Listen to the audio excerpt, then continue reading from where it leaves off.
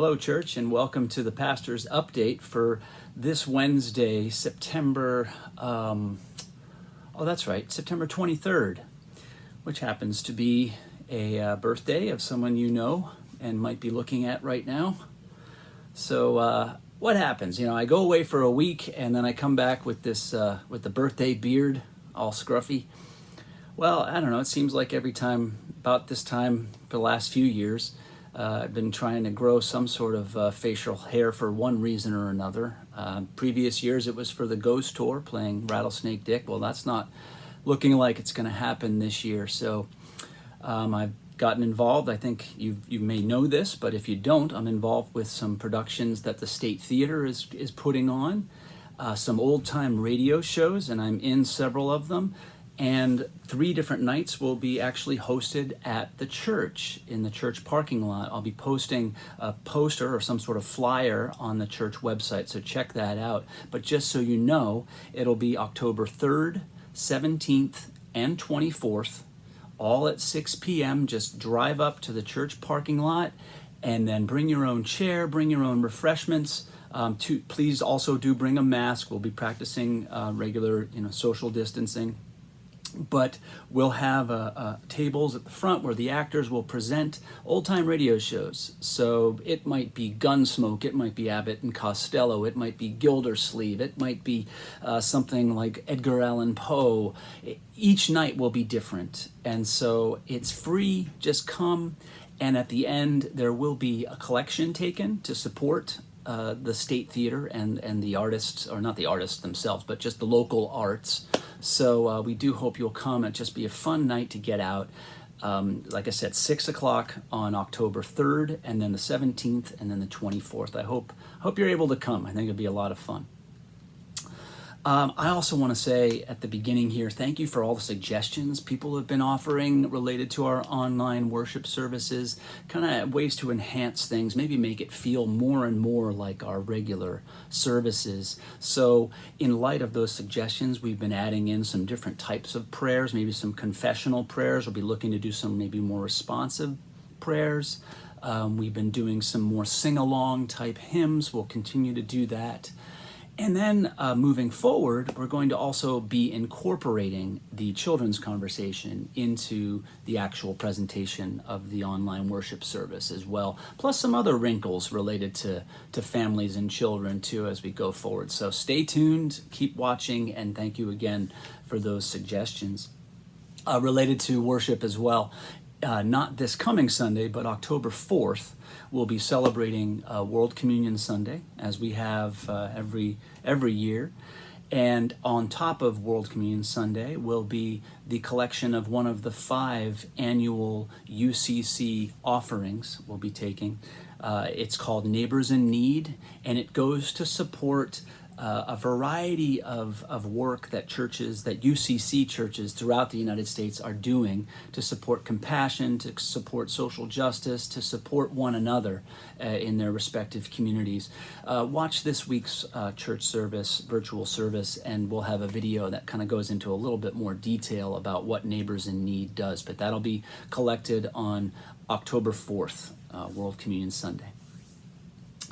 I want to also say that October is the month where we have our customary stewardship drive, and this year is certainly a different type of drive, but we are excited about it, and we hope that you will prayerfully consider your pledge and what that means to the ongoing ministry of this church. These times are trying for all of us, and we hope that we are continuing to provide something that's meaningful, that's grounding, that's community building, even in a time when it's been such a challenge to do that. And we're looking forward to the time, in the near term, where we can get back together. And just to speak to that, it continues to be that we're going to hold off on gathering publicly for another little bit yet, just to sort of watch and see. But I can see if things continue in the trend that they're going in Placer County and in our area, there's a chance we could be getting back together before the end of this year. I'll say that. But we're monitoring it, and we'll do our best to keep you posted. And just know this, too, that when we do finally get back together, it's not going to be an either or. We will continue to do the online opportunities, plus then some gathering times. It might be in a parking lot, weather dependent. It could be in over Miller Hall or the sanctuary, and with distancing practices. So know that that's going to be the way this rolls out. It'll be sort of a soft kind of ramping up, but it won't require you to have to make a choice between, oh, do I go to church or do I not? You'll have the online opportunities as well, when, at least in the initial portion, in the same way that we've been presenting them now. So thank you in advance, I want to say, for all of the for your prayerful consideration of your pledge to support this church. It means a lot. It allows us to do the work that we love to do so much.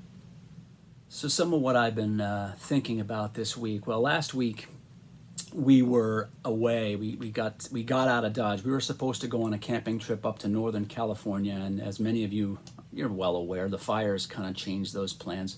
So we looked around and we decided, where can we go to escape the smoke? So that ended up being Sedona, Arizona.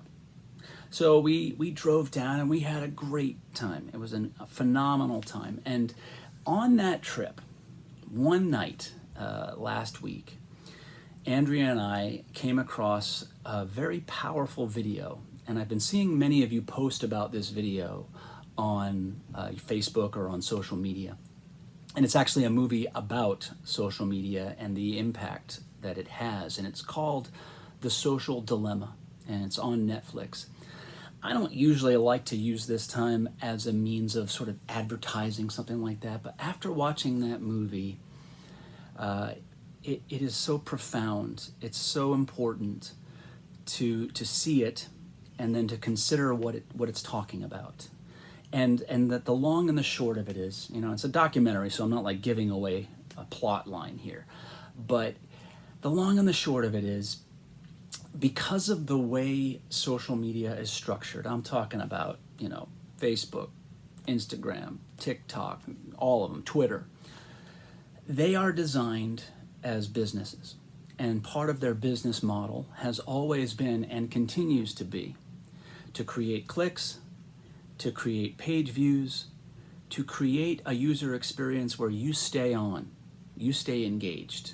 We've all been through it. There's very little idle time anymore. We recognize that. So if you have idle time, a lot of us pull out the phone and we're just scrolling through Facebook, right? Or whatever our social media platform of choice is. Well, this video talks about how the business models, they are not as concerned, they're not concerned at all about the stories and the pages that come across us in terms of the truth of those pages, so much as they are concerned about manipulating us, playing into our likes, our tastes, our preferences, playing into those aspects that they learn. They're very savvy with their algorithms and the ways that they can sort of predict what each of us as users will look at. Well, they are doing whatever they can to make sure we stay on their particular platform. That's their goal. So it just raises the real significant ethical questions about the fact that so many of us get our news, we spread memes, we spread so much on social media.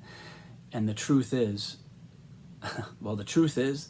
there is often little truth in what we consume on social media. And that fact is something we know, but to see it in this movie, I think it just drives it home. And it's something we need to really consider as adults, and then certainly as parents with our kids and what they are consuming in this modern age. I think we all know, how many people have you talked to, whatever side you're on in this political election, whatever your political leanings are, I should say. A lot of us are already fed up with the tone, the tenor, the way it plays out, the divisiveness of the political season. And it's not just been in this election year, it's been for a long time now. Knowing how then social media plays into that, it's just so important to consider what we're consuming and the truth in it, or the lack thereof. So I would just counsel seeing this movie, really deeply reflecting on the things that you're putting out there, especially if they're simplistic, if they're divisive, if they're antagonistic, if they're just simply playing into your existing beliefs and you're using them like a weapon. I ask prayerfully for every one of us to consider what the impact of that is and why it is that we're getting that and then putting it out there again. We're often playing into, we're the cog of a greater machine here. I also want to speak to this, and that is, as many of you know, last week, Ruth Bader Ginsburg died. And she, whether you loved her or you hated her, you had to respect her. And what I want to say about this, I don't want to speak to the whole political divisiveness about filling her spot. Well, that's one thing we all will have different opinions about. But what I want to call on now, what I want to name from my perspective as a pastor, as a citizen of this country, as a father to my kids, as someone who cares about the way we all interact in a world where we might not agree, okay, but we still got to interact. I look to that very powerful and so real relationship that Ruth Bader Ginsburg had with Antonin Scalia. I mean, it's so well documented, but she spoke with such love and depth of knowing this man when he died a couple years ago. And then to see what his family had put out or has put out about her and their relationship that they had, it's just so powerful, so beautiful. And that's the testimony that I call out right now as far as what it looks like to be in this world. Yeah, we could exist in those lanes that we find ourselves in, okay, and never get out of them. And pretend like the whole world is that, put our blinkers on. And we see the ramifications of that. But I call on that spirit of deeper connection, of relationship, of real friendship, despite disagreement, and the respect that comes out of that. I call on that, not only for the task of filling this important Supreme Court justice position, but just in terms of how we relate to one another, whether it's an election season or beyond. I pray that we could have what it takes to figure it out and to give ourselves to that, as opposed to our particular viewpoints and how right we need to be in any given conversation. So, related to that, I found some powerful words that I'd like to share in closing from the wonderful priest, Father Richard Rohr. I offer these words now with a deep concern for what's been happening in our society, that loss of civility that I think we all just can acknowledge. And I hope that his words will provide a sense of grounding, of wisdom, and of hope. Here's what he says. God cannot abide with us in a place of fear. God cannot abide with us in a place of ill will or hatred. God cannot abide with us in a nonstop volley of claim and counterclaim. God cannot abide with us in an endless flow of online punditry and analysis. God cannot speak inside of so much angry noise and conscious deceit.